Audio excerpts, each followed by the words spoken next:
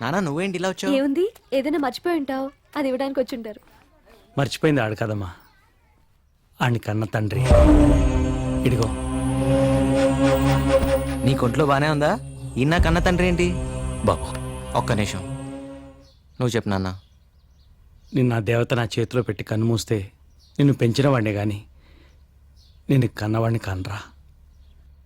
అడుగు, ఆయనే. అవును బాబు.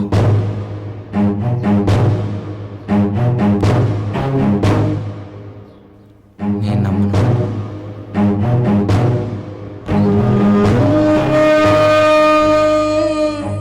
అదిగో అమ్మాని గోడ మీద బొమ్మను చూపిస్తాను, ఇదిగో నాన్నని కోట్లు సంపాదించిన పెద్ద మనిషిని నీ ముందు ఉంచితే నమ్మోరా?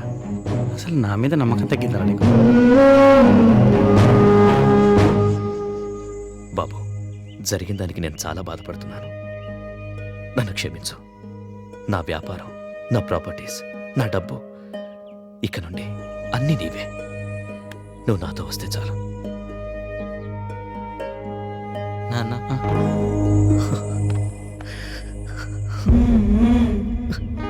నిజమైన ఆస్తి అంటూ ఇప్పుడు తెలుస్తోంది బాబు. ఏది ఇంకోసారి నాన్న అని పిలు.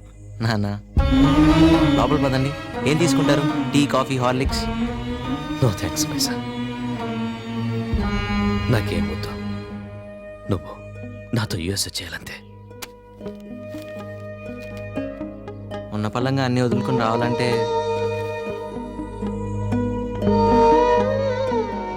ఏముంది ఇక్కడ? నా పాతికేళ్ళ జీవితంలో ఆ జీవితంలో నేను చేసిన అప్పులు. పర్వాలేదు లేరా, నా బైక్ నేను విడిపించుకుంటా. నువ్వు చించేసిన విఐపి బండిని కూడా నువ్వు కొనేవక్కర్లేదు. ఎన్ని కోట్లైనా పర్వాలేదు. నీ అప్పులన్నీ ఒక్కరోజు, జస్ట్ వన్ డే నేను తీర్చేస్తాను. అప్పుడు వస్తావా? వస్తాను.